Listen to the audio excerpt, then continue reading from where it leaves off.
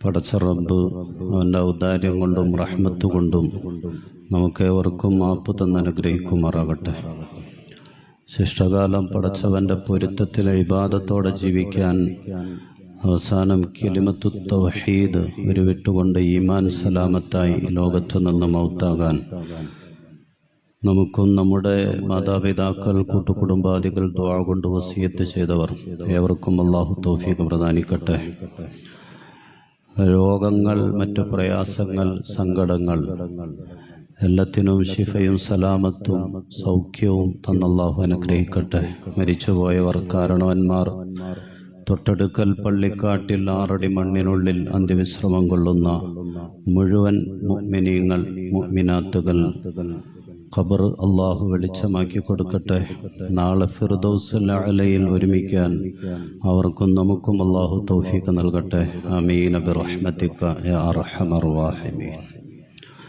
ബഹുമാനമുള്ള സഹോദരങ്ങളെ, മുസ്ലിമീങ്ങളായ നമ്മുടെ ദുനിയാവ്, ഈ ദുനിയാവിലെ ജീവിതം പ്രതീക്ഷകൾ നിറഞ്ഞതാകണം എന്നാണ്.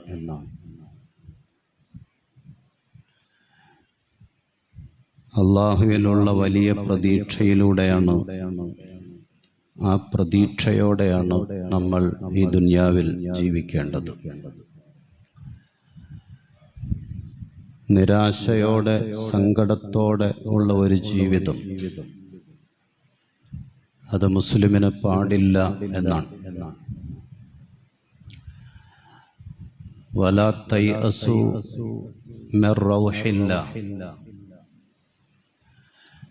ഇന്നഹു ലാ യൈഅസു മിർ റൗഹില്ലാഹ് ഇല്ലൽ ഖൗമുൽ കാഫിറൂൻ.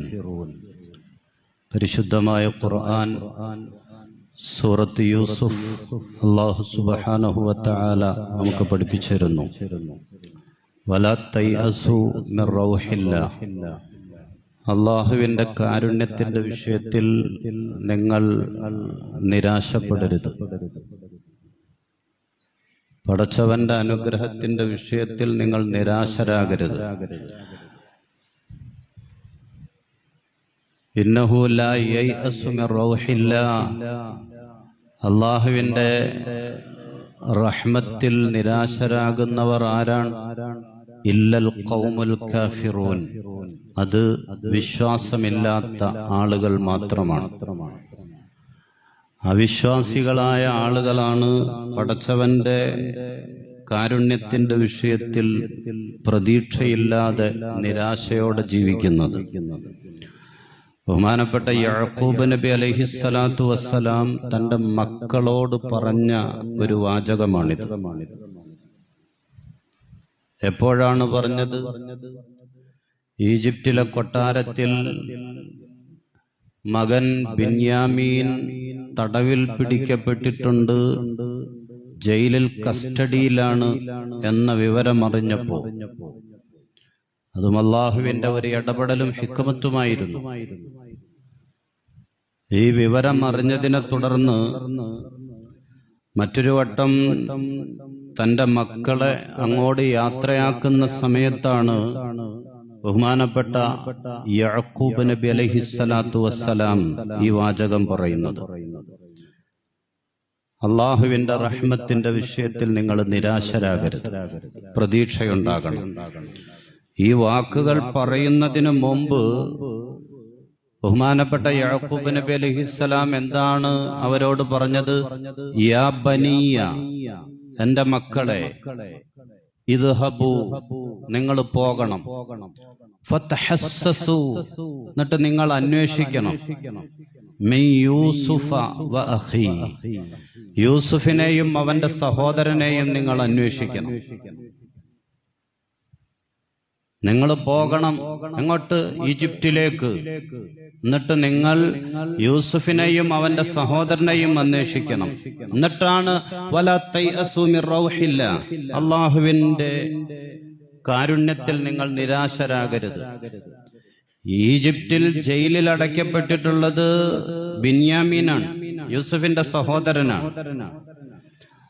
യൂസുഫ് എന്ന മകനുമായി യാക്കൂബ് നബി അലൈഹിസ്സലാം വേർപിരിഞ്ഞിട്ട് അല്ലെങ്കിൽ യൂസുഫിനെ കാണാതായിട്ട് 40 വർഷം കഴിഞ്ഞിട്ടുണ്ട്. അല്ല 80 വർഷമാണ് എന്ന അഭിപ്രായമുണ്ട്. പല അഭിപ്രായങ്ങളുണ്ട്. എന്തായാലും 40 വർഷം കഴിഞ്ഞു യൂസുഫ് എന്ന മകൻ കാണാതായിട്ട്, നഷ്ടപ്പെട്ടിട്ട്. അസ്രായീൽ അലൈഹിസ്സലാത്തു വസ്സലാമിൽ നിന്ന് യൂസുഫിന്റെ റൂഹ് ഞാൻ പിടിച്ചിട്ടില്ല ഇതുവരെ എന്ന വിവരം യാക്കൂബ് നബി അലൈഹിസ്സലാമിന് ലഭിച്ചിട്ടുണ്ട്. ഇതുവരെ ഞാൻ റൂഹ് പിടിച്ചിട്ടില്ല. അതുകൊണ്ട് തന്നെ ബഹുമാനപ്പെട്ട യാക്കൂബ് നബി അലൈഹിസ്സലാത്തു വസ്സലാം ഈജിപ്തിൽ കസ്റ്റഡിയിലുള്ള മകൻ ബിന്യാമീന്റെ അടുക്കലേക്ക് മറ്റു മക്കളെ പറഞ്ഞയക്കുന്ന സമയത്ത് ആദ്യം പറയുന്നത് ഫതഹസ്സസൂ, നിങ്ങൾ അന്വേഷിക്കണം. ഫതഹസ്സസൂ മിൻ യൂസുഫ വ അഖീ, യൂസുഫിനെയും അവന്റെ സഹോദരനെയും പ്രതീക്ഷയോടെ കഴിഞ്ഞുകൂടുകയാണ്.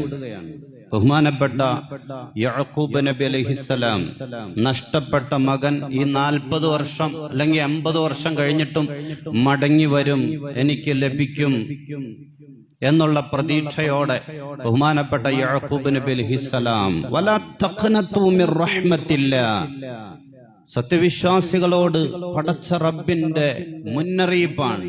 ലാ തഖ്നതു മിർ റഹ്മത്തില്ലാഹ്, അല്ലാഹുവിന്റെ കാരുണ്യത്തിന്റെ വിഷയത്തിൽ ഒരിക്കലും നിങ്ങൾ നിരാശപ്പെട്ട് ജീവിക്കരുത്.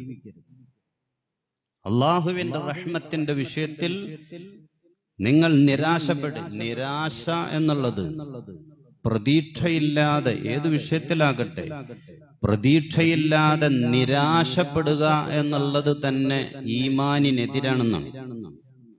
അതിൽ മുസ്ലിമിന് ഉണ്ടാകാൻ പാടില്ലാത്തൊരു സ്വഭാവമാണ്.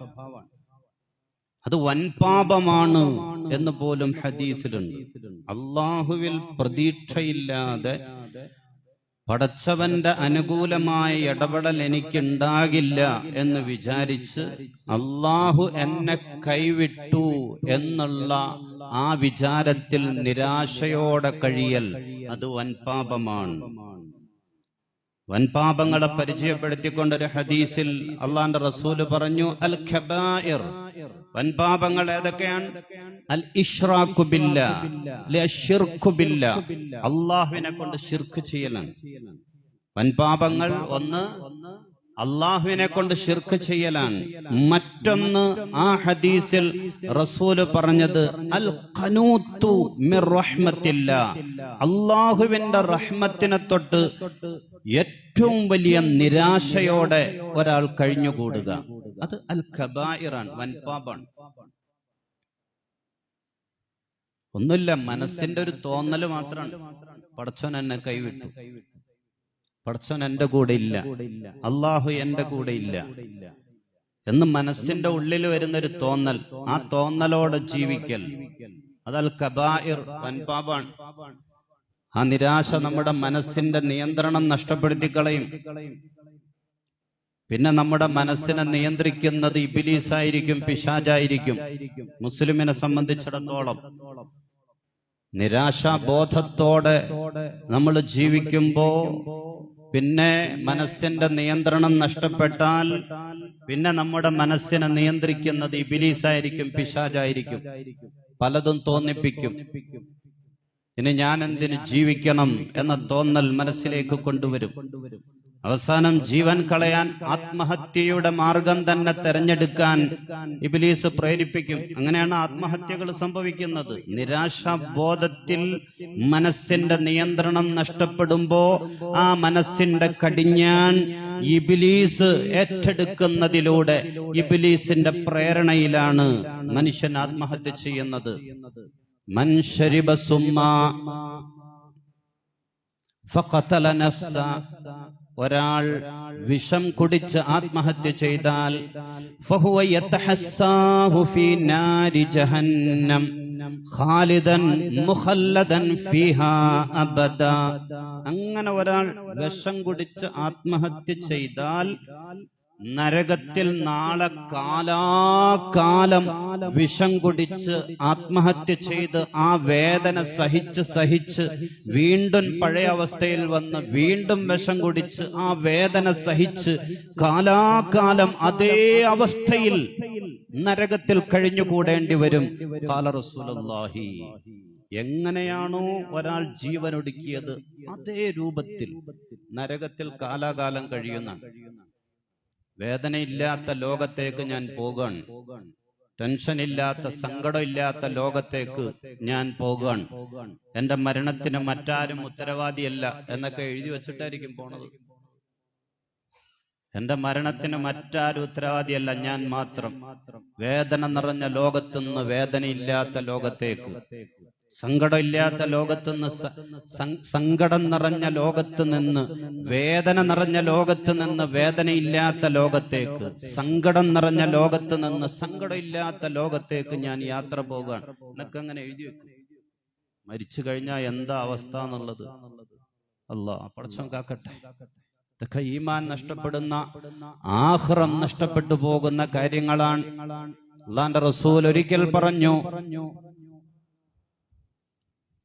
കാന ഫീമൻ കാന ഖബ്ലകും റജുലുൻ ബിഹി ജുറുഹുൻ. കഴിഞ്ഞ കാലഘട്ടത്തിൽ ഒരു മനുഷ്യനുണ്ടായിരുന്നു, ഒരു യുദ്ധത്തിൽ വലിയ ഒരു മുറിവ് അയാൾക്കുണ്ടായി, വല്ലാത്ത വേദന. ദിവസങ്ങൾ കഴിഞ്ഞു, അവസാനം സ്വന്തം കയ്യില് ഞരമ്പ് മുറിച്ചിട്ട് അയാൾ ആത്മഹത്യ ചെയ്തു. വേദന സഹിക്കാൻ പറ്റാതെ എന്തായാലും മരിക്കൂന്ന് ഉറപ്പാണ്, എന്തായാലും ഇന്നല്ലെങ്കിൽ നാളെ മരിക്കും. കയ്യിലെ ഞരമ്പ് മുറിച്ചിട്ട് അയാൾ ആത്മഹത്യ ചെയ്തു. അള്ളാന്റെ റസൂല് പറയുകയാണ്, ആ മനുഷ്യനെ പറ്റി അള്ളാഹു പറഞ്ഞു, ബാദറനി അബ്ദി ബിനഫ്സിഹി, എന്റെ അടിമ ജീവൻ ഒടുക്കിയിട്ട്, സ്വയം ഒടുക്കിയിട്ട് എന്റെ അടുക്കലേക്ക് അവൻ ഓടി വന്നിട്ടുണ്ട്. പക്ഷേ ഹറംതു അലൈഹിൽ ജന്ന, അവനെ ഞാൻ സ്വർഗം ഹറാമാക്കി പോയി. സ്വർഗം ഞാൻ അവന് ഹറാമാക്കി. സ്വർഗം പ്രതീക്ഷിക്കണ്ട, അവന്റെ എല്ലാം തീർന്നു. ദുന്യാവിലെ വേദന സഹിക്കാൻ പറ്റില്ല എന്നും പറഞ്ഞുകൊണ്ട് വേദനയില്ലാത്ത ലോകത്തേക്കെന്നും പറഞ്ഞ് അവൻ സ്വയം ജീവനൊടുക്കിയിട്ട് എന്റെ അടുക്കലേക്ക് വന്നതാണ്. അവൻ ഏറ്റവും വേദന നിറഞ്ഞ നരകത്തിലേക്കാണ് അവൻ ദുന്യാവിൽ നിന്ന് കടന്നു വന്നത്. സ്വർഗം അവന് ഹറാമാക്കി ഞാൻ എന്ന് അള്ളാഹു പറഞ്ഞു. അള്ളാഹു കാക്കട്ടെ, വലിയ ഗൗരവമുള്ള സംഗതിയാണ്. ഒക്കെ ജീവിതത്തിൽ ചില ഘട്ടങ്ങളിൽ, ഒരു നിമിഷത്തിൽ ജീവിതത്തിൽ ഉണ്ടാകുന്ന നിരാശാബോധത്തിൽ നിന്ന് മനസ്സിന്റെ നിയന്ത്രണം നഷ്ടപ്പെട്ട അവസാനം ഏതോ ഒരു നിമിഷത്തിൽ സംഭവിക്കുന്ന പിശാചിന്റെ ഇടപെടലിലൂടെ സംഭവിക്കുന്ന പാളിച്ചകളാണ്. അല്ലാഹു സുബ്ഹാനഹു വ തആല ഈമാൻ സലാമത്തായി ഈ ലോകത്ത് നിന്ന് വിട പറയാൻ നമുക്കേവർക്കും തൗഫീഖ് നൽകട്ടെ. അതുകൊണ്ട് നിരാശ പാടില്ല എന്നാണ്. നിരാശ ഉണ്ടാകാതിരിക്കാൻ, പ്രതീക്ഷയോടെ ജീവിക്കാൻ നമ്മൾ ശ്രദ്ധിക്കേണ്ട ചില കാര്യങ്ങൾ, ചില നിർദ്ദേശങ്ങൾ അള്ളാഹുവിന്റെ റസൂൽ സല്ലല്ലാഹു അലൈഹി വസല്ലമ തങ്ങൾ പഠിപ്പിച്ചിരുന്നുണ്ട്. നിരാശയില്ലാതിരിക്കാൻ അതിലൊന്ന് ലൗ, മുസ്ലിമിന് പാടില്ല.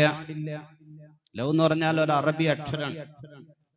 ലൗ എന്നുള്ളത്, അല്ലെങ്കിൽ ആ ശൈലി മുസ്ലിമിന് പാടില്ല. ജീവിതത്തിൽ എന്തെങ്കിലുമൊക്കെ സംഭവിച്ചു കഴിയുമ്പോ ഞാൻ ഇങ്ങനെ ചെയ്തിരുന്നെങ്കിൽ അങ്ങനെ സംഭവിക്കില്ലായിരുന്നല്ലോ എന്നുള്ള ആ പറച്ചിൽ, അതിനാണ് ലൗ എന്ന് പറയുന്നത്. അത് മുസ്ലിമിന് പാടില്ല എന്നാണ്. അത് നിരാശയിൽ നിന്നുണ്ടാകുന്ന വാക്കാണ്.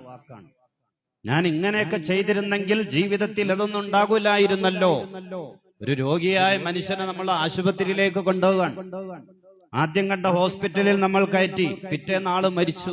നമ്മൾ പറയും അവിടെ കയറ്റാതെ ആ വലിയ ആശുപത്രിയിലേക്ക് കൊണ്ടുപോയിരുന്നെങ്കിൽ മരിക്കൂലായിരുന്നു എന്ന് എല്ലാവരും പറയും. അതിനാണ് ഈ ലവ് എന്ന് പറയുന്നത്. അവിടെ കയറ്റാതെ മറ്റേ ആശുപത്രിയിലേക്ക് നമ്മൾ എന്തെങ്കിലും ഒരു സാധനം വാങ്ങി, സ്ഥലമാകട്ടെ, വാഹനാകട്ടെ, എന്തോ ആകട്ടെ, ആ കച്ചവടം നമുക്ക് നഷ്ടത്തിലായി. അത് നമുക്ക് നഷ്ടത്തിലായ ഒരു ഏർപ്പാടായി. നമ്മൾ പറയും അത് ചെയ്യാതിരുന്നെങ്കിൽ, അത് വാങ്ങാതിരുന്നെങ്കിൽ, ആ പൈസ അവിടെ മുടക്കാതിരുന്നെങ്കിൽ, അല്ലെങ്കിൽ മറ്റെവിടെയെങ്കിലും മുടക്കിയിരുന്നെങ്കിൽ ഈ നഷ്ടം സംഭവിക്കില്ലായിരുന്നു എന്ന് പറയുന്ന ആ ശൈലിക്കാണ് ലവ് എന്ന് പറയുന്നത്. അത് പാടില്ല എന്നാണ്. അത് നിരാശയാണ്. അത് നിരാശയാണ്. അള്ളാഹുവിന്റെ ഖദറിൽ വിശ്വാസമില്ലാത്തത് കൊണ്ടാണെന്നാണ്. അല്ലാഹുവിന്റെ റസൂല് പറഞ്ഞു, വഇന്നസാബക ശൈഉൻ, എന്തെങ്കിലും പ്രയാസമുണ്ടായാൽ ഫലാ തഖുൽ, നീ പറഞ്ഞേക്കല്ലേ ലൗ അന്നീ ഫഅൽതു കാന കദാ വകദാ, ഇങ്ങനെയൊക്കെ ഞാൻ ചെയ്തിരുന്നെങ്കിൽ ഇങ്ങനെയൊന്നും സംഭവിക്കില്ലായിരുന്നു, അല്ലെങ്കിൽ ഈ മുസീബത്ത് ഉണ്ടാകില്ലായിരുന്നു, ഇതിനെല്ലാത്തിനും പരിഹാരമാകുമായിരുന്നു, ഞാൻ അങ്ങനെയൊക്കെ ചെയ്തിരുന്നെങ്കിൽ എന്ന് നിങ്ങൾ പറയല്ലേ ബഹുമാനപ്പെട്ട റസൂലുള്ളാഹി സ്വല്ലല്ലാഹു അലൈഹി. വലാകിൻ ഖുൽ, മറിച്ച് എന്താണ് പറയേണ്ടത്? ഖദറുല്ലാഹ്, ഇത് അല്ലാഹുവിന്റെ തീരുമാനമാണ്, പടച്ചവന്റെ ഖളാ ആണ്.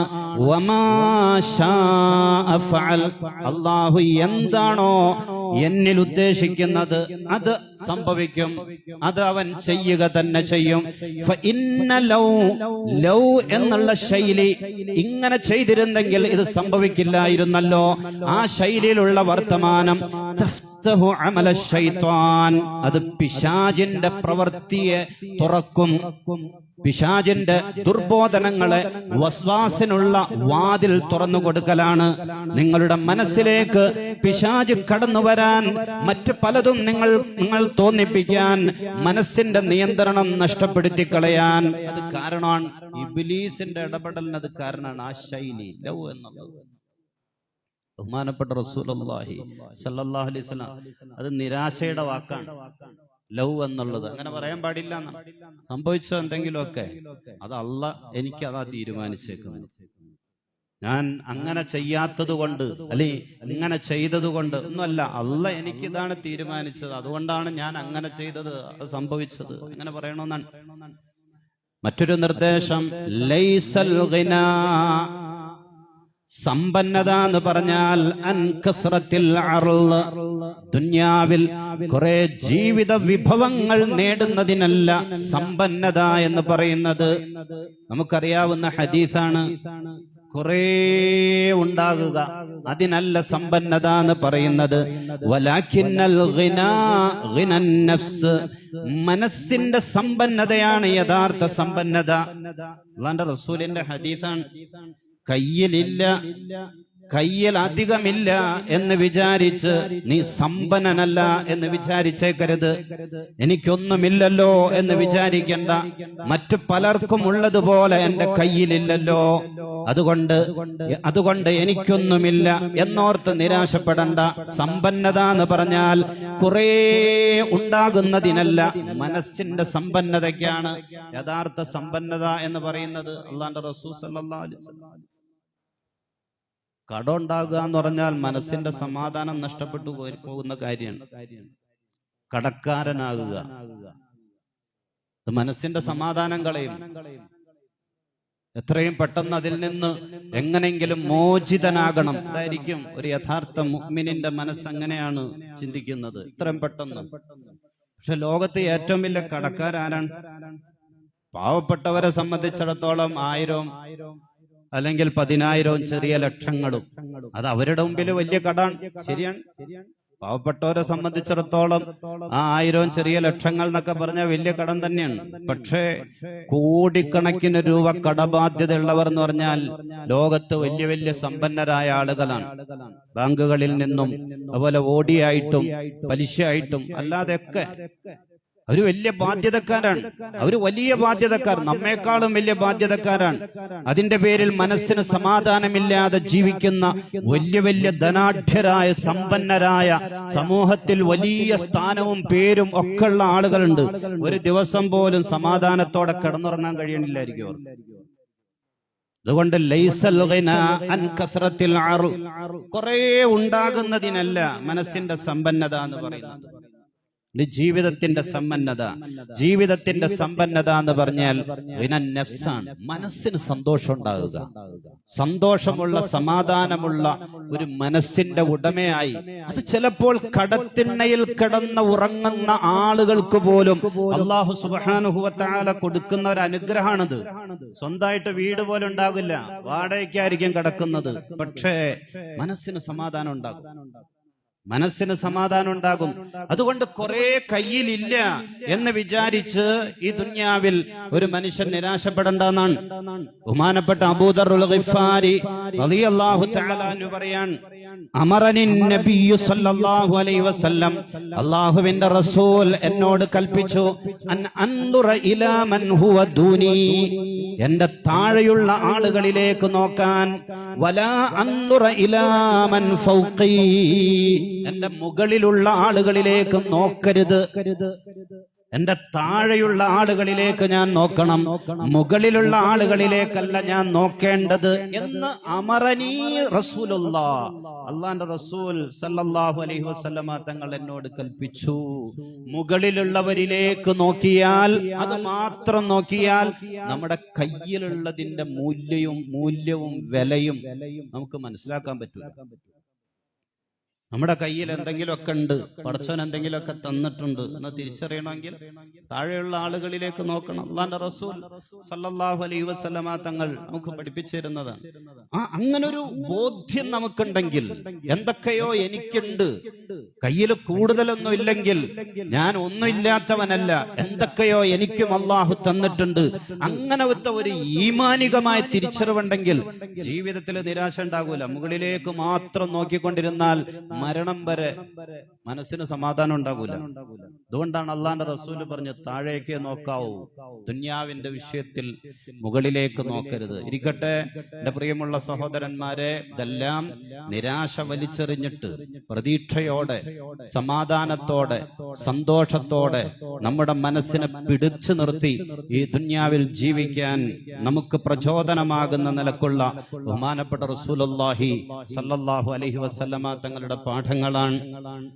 ലാ ഇലാഹ ഇല്ലാ അൻത സുബ്ഹാനക ഇന്നി കുന്തു മിനൽ ളാലിമീൻ. ബഹുമാനപ്പെട്ട യൂനുസ് നബി അലൈഹിസ്സലാത്തു വസ്സലാമിന്റെ ദുആയാണ്. ജീവിതത്തിൽ നിരാശ വരാതിരിക്കാൻ, നിരാശയിൽ പെട്ടുപോകാതിരിക്കാൻ നമുക്ക് ഉപകാരപ്പെടുന്ന ഏറ്റവും വലിയ പ്രാർത്ഥനയാണ് ദുആ യൂനുസ് എന്നറിയപ്പെടുന്ന ഈ പ്രാർത്ഥന. 40 ദിവസക്കാലം മത്സ്യത്തിന്റെ വയറ്റിൽ കിടന്ന പ്രവാചകനാണ് ബഹുമാനപ്പെട്ട യൂനുസ് നബി അലൈഹിസ്സലാത്തു വസ്സലാം. 40 ദിവസക്കാലം രക്ഷപ്പെടും. എങ്ങനെ രക്ഷപ്പെടാൻ? തിമിംഗലത്തിന്റെ വയറ്റിലാണ്. തിമിംഗലത്തിന്റെ വയറ്റിലാണ് ബഹുമാനപ്പെട്ട യൂനുസ് നബി അലൈഹിസ്സലാത്തു വസ്സലാം. പക്ഷേ പ്രതീക്ഷ നഷ്ടപ്പെടാതെ യൂനുസ് നബി അലൈഹിസ്സലാത്തു വസ്സലാം ആ 40 ദിവസവും ദുആ ചെയ്തു. ലാ ഇലാഹ ഇല്ലാ അൻത, അല്ലാഹുവേ നീയല്ലാതെ മറ്റൊരു ഇലാഹില്ല. സുബ്ഹാനക്, നീ പരിശുദ്ധനാണ് റബ്ബേ. ഇന്നി കുന്തു മിനൽ ളാലിമീൻ, എനിക്കാണ് തെറ്റുപറ്റിയത്, തെറ്റ് ചെയ്തത് ഞാനാണ് റബ്ബേ, ഞാനാണ്, എനിക്കാണ് അപരാധം സംഭവിച്ചത്. നീ വലിയവനാണ്, നീ വലിയവനാണ്, നീ പരിശുദ്ധനാണ് റബ്ബേ എന്നർത്ഥം വരുന്ന ആ ദുആ 40 ദിവസക്കാലം പ്രതീക്ഷയോടെ ബഹുമാനപ്പെട്ട യൂനുസ് നബി അലൈഹിസ്സലാം ചൊല്ലിനാണ്. അവസാനം അള്ളാഹുവിന്റെ ഇടപെടലിലൂടെ ആ മത്സ്യം യൂനുസ് നബി അലൈഹിസ്സലാമിനെ കടൽക്കരയിൽ കൊണ്ടുപോയി ഛർദിച്ചു. സുരക്ഷിതനായി യൂനുസ് നബി അലൈഹിസ്സലാത്തു വസ്സലാം വെളിയിൽ വന്നു എന്നാണ്. ജീവിതത്തിൽ നിരാശ സംഭവിക്കാതിരിക്കാനുള്ള ഒരു ദുആയാണ് അല്ലാഹുവിന്റെ റസൂൽ സല്ലല്ലാഹു അലൈഹി വസല്ലം തങ്ങൾ പഠിപ്പിച്ചിരുന്നത്. മാത്രമല്ല അതിന് വലിയ നേട്ടങ്ങളൊക്കെ ഉണ്ട്. ഇതൊരു 100 പ്രാവശ്യമൊക്കെ ചൊല്ലിയിട്ട് ലാ ഇലാഹ ഇല്ലാ അൻത സുബ്ഹാനക ഇന്നി കുന്തു മിനൽ ളാലിമീൻ അത് ചൊല്ലിയിട്ട് നമുക്ക് ചൊല്ലാൻ പറ്റുന്ന അത്ര എണ്ണം 100 പ്രാവശ്യമൊക്കെ ചൊല്ലിയിട്ട് നമ്മുടെ ഒരു ആവശ്യം അള്ളാഹുവിനോട് ചോദിച്ചാൽ ആ ഹാജത്ത് അള്ളാഹു നിറവേറ്റി തരുന്നു. അല്ലാഹുവിന്റെ റസൂലിന്റെ ഹദീസ് ഉള്ളതാണ്. യൂനുസ് നബി അലൈഹി സ്വലാമിന്റെ ദുആയാണത്. ലാ ഇലാഹ ഇല്ലാ അൻത സുബ്ഹാനക ഇന്നി കുന്തു മിനൽ ളാലിമീൻ ഫഇന്നഹു ലം യദ്ഉ ബിഹാ റജുലുൻ മുസ്ലിമുൻ ഫീ ഷൈഇൻ. ഏതെങ്കിലും ഒരു വിഷയത്തിനു വേണ്ടി ആ ദുആ ഓതിയിട്ട് അല്ലാഹുവിനോട് ഒരു മുസ്ലിമായ മനുഷ്യൻ ചോദിച്ചു കഴിഞ്ഞാൽ ഇല്ലസ്തജാബല്ലാഹു ലഹു, അല്ലാഹു അതിന് മറുപടി കൊടുക്കുക തന്നെ ചെയ്യും. ഖാല റസൂലുള്ളാഹി, അല്ലാഹുവിന്റെ റസൂൽ സല്ലല്ലാഹു അലൈഹി വസല്ലം, അല്ലാഹ് അത് തീർപ്പാക്കി തരും. എന്താണോ അത് പരിശുദ്ധ ഖുർആൻ പഠിപ്പിച്ചിരുന്ന ദുആയാണ്. പരിശുദ്ധമായ ഖുർആൻ പഠിപ്പിച്ചിരുന്ന ഖുർആനിലുള്ള ആയത്തിന്റെ ഭാഗമാണ് ലാ ഇലാഹ ഇല്ലാ അൻത സുബ്ഹാനക ഇന്നി കുന്തു മിനൽ ളാലിമീൻ. അത് ചൊല്ലിയിട്ട് എത്ര വട്ടം നമുക്ക് ചൊല്ലാൻ പറ്റും അത്രയും വട്ടം ചൊല്ലിയിട്ട് ഏതെങ്കിലും നമ്മുടെ ഒരു വിഷയം, ഒരു സങ്കടം അള്ളാഹുവിന്റെ മുന്നിൽ നമ്മൾ അവതരിപ്പിച്ചാൽ അള്ളാഹു അതിന് പരിഹാരം തരിക തന്നെ ചെയ്യും. ഖാല റസൂലുള്ളാഹി സ്വല്ലല്ലാഹു അലൈഹി വസല്ലം. അല്ലാഹുവിന്റെ ഹബീബ് സ്വല്ലല്ലാഹു അലൈഹി വസല്ലം തങ്ങൾ പഠിപ്പിച്ചു തരാണ്. അതുകൊണ്ട് ജീവിതത്തിൽ നിരാശ ഒരു മുസ്ലിമിന് ഉണ്ടാകാൻ പാടില്ല എന്നാണ്. ദുന്യാവിലെ ജീവിതം ജീവിതത്തിൽ എന്തൊക്കെ സംഭവിക്കട്ടെ എല്ലാം അള്ളാഹുവിലേക്ക് ഏൽപ്പിച്ച് പ്രതീക്ഷയോടെ ഇന്നല്ലെങ്കിൽ നാളെ അള്ളാഹുവിന്റെ സഹായമുണ്ടാകും എന്ന പ്രതീക്ഷയോടെ ചെറുപ്പത്തിൽ നഷ്ടപ്പെട്ടു പോയ യൂസുഫ് നബി അലൈഹിസ്സലാം യാക്കൂബ് നബി അലൈഹിസ്സലാമിന് അള്ളാഹു മടക്കി കൊടുത്തത് 40, മറ്റൊരു അഭിപ്രായം അനുസരിച്ച് 80 വർഷം കഴിഞ്ഞിട്ടാണ്. ഏറ്റവും ചുരുങ്ങിയത് 40 വർഷം കഴിഞ്ഞിട്ടാണ്. പ്രതീക്ഷയോടെ കഴിഞ്ഞുകൂടി, ബഹുമാനപ്പെട്ട പ്രാർത്ഥനയോടെ, പ്രാർത്ഥനയോടെ. അതുകൊണ്ട് ഇന്നല്ലെങ്കിൽ നാളെ ഒരു മുസ്ലിമിനെ സംബന്ധിച്ചിടത്തോളം നമ്മുടെ എന്തൊക്കെ പ്രയാസങ്ങളും പ്രതിസന്ധികളും വിഷയങ്ങളൊക്കെ ഉണ്ടോ അതിനൊക്കെ പടച്ചവന്റെ ഭാഗത്തൊരു പരിഹാരം ഉണ്ടാകും. യഥാർത്ഥത്തിൽ നമ്മൾ ഫലസ്തീൻ ജനതയെ കണ്ടുപഠിക്കണം ഈ കാര്യങ്ങളിലൊക്കെ. കുടുംബത്തിലെ എല്ലാവരും നഷ്ടപ്പെട്ട ഒരു സഹോദരി, മാതാപിതാക്കൾ മരിച്ചു, ഭർത്താവ് മരിച്ചു, മക്കൾ മരണപ്പെട്ടു ജൂതന്റെ മിസൈൽ ആക്രമണത്തിൽ. എന്നിട്ടും അവസാനം അവര് പറയുന്നത് ഇന്നല്ലെങ്കിൽ നാളെ അള്ളാഹുവിന്റെ സഹായം ഉണ്ടാകുന്നതാണ്. അവർക്കിനി എന്ത് സഹായം ഉണ്ടാകാൻ? അവരുടെ പ്രിയപ്പെട്ട ഭർത്താവ് പോയി, അവരുടെ എല്ലാമായ മക്കള് പോയി, മാതാപിതാക്കൾ പോയി, എല്ലാവരും പോയി. എന്നിട്ടും പറയാൻ ഇന്നല്ലെങ്കിൽ നാളെ അള്ളാഹുവിന്റെ സഹായം ഉണ്ടാകും. അതാണ് പ്രതീക്ഷ, ഈമാനികമായ പ്രതീക്ഷ. അതാണ് അല്ലാഹു സുബ്ഹാനഹു വ തആല ആ സഹോദരങ്ങൾക്ക്, സഹോദരിമാർക്ക്, മക്കൾക്ക് ഏറ്റവും വലിയ സമാധാനവും പടച്ചവന്റെ കാവലും നൽകി അനുഗ്രഹിക്കട്ടെ. നമ്മുടെ ഇന്ത്യയിലും ഉമ്മത്തിന് വലിയ പ്രശ്നങ്ങളൊക്കെ ഉണ്ട്. എന്റെ വാക്കുകൾ ഞാൻ ചുരുക്കാണ്.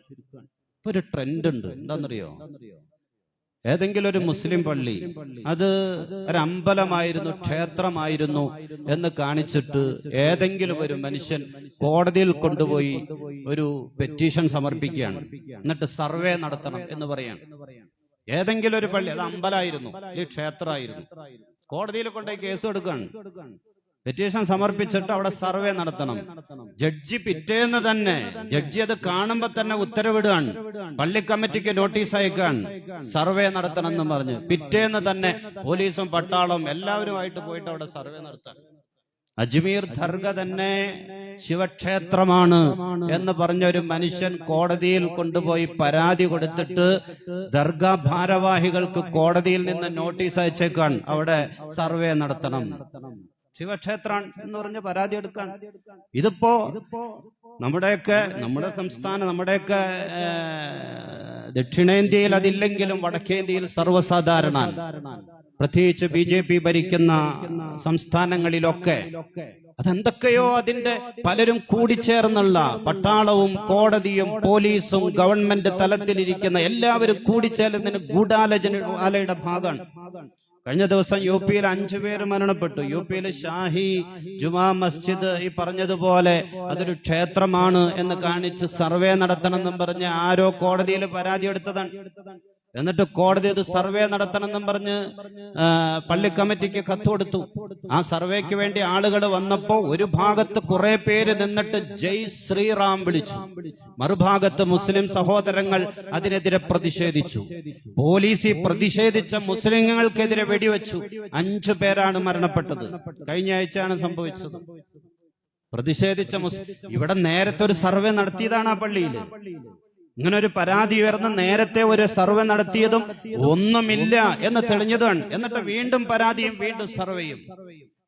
ഇത് നമ്മുടെ രാജ്യത്ത് പോലും നമ്മൾ മുസ്ലിം ഉമ്മത്ത് അനുഭവിക്കുന്ന പ്രതിസന്ധികളുടെ ഭാഗമാണ്. രാജ്യം ഭരിക്കുന്ന പ്രധാനമന്ത്രി വഖഫ് എന്ന് പറഞ്ഞാൽ അത് ഭരണഘടനയുടെ സുരക്ഷയില്ലാത്ത ഒരു ഏർപ്പാടാണ്. പ്രധാനമന്ത്രി പറഞ്ഞത് വഖഫും ഭരണഘടനയായിട്ട് ബന്ധമില്ല, മുൻ കഴിഞ്ഞുപോയ ഗവൺമെന്റുകൾ മുസ്ലിമീങ്ങളെ പ്രീണിപ്പിക്കാൻ കൊണ്ടുവന്ന ഒരു ഏർപ്പാട് മാത്രമാണ്. അതുകൊണ്ട് അതൊക്കെ നിർത്തലാക്കും. വഖഫിന്റെ നിയമങ്ങൾ എങ്ങനെയെന്ന് ഞങ്ങൾ തീരുമാനിക്കും, ഞങ്ങളത് ഭേദഗതി ചെയ്യും എന്ന് പറയുന്ന ഒരു പ്രധാനമന്ത്രി ഭരിക്കുന്ന നമ്മുടെ രാജ്യത്ത് ആ പ്രധാനമന്ത്രിയും അല്ലെങ്കിൽ ആ പാർട്ടിയും ഭരണ നേതൃത്വത്തിൽ നിലനിൽക്കുന്നിടത്തോളം കാലം ഇത്തരം വിഷയങ്ങളിൽ ഒരു സമാധാനം നമുക്ക് പ്രതീക്ഷിക്കാൻ പറ്റൂല. എന്നാലും പ്രതീക്ഷയാണ്. എല്ലാത്തിനും മാറ്റങ്ങൾ ഉണ്ടാകും, എല്ലാത്തിനും മാറ്റങ്ങൾ ഉണ്ടാകും. പ്രതീക്ഷയോടെയാണല്ലോ, നിരാശപ്പെടാതെ പ്രതീക്ഷയോടെയാണല്ലോ മുസ്ലിം ജീവിക്കേണ്ടത്. ഒപ്പം പ്രാർത്ഥനയോടെ. അല്ലാഹു സുബ്ഹാനഹു വ തആല അവന്റെ ഏറ്റവും വലിയ സഹായം കൊണ്ട് ഈ ഉമ്മത്തിനെ അനുഗ്രഹിക്കട്ടെ. ആമീന ബിറഹ്മതിക യാ അർഹമർ റഹീമീൻ.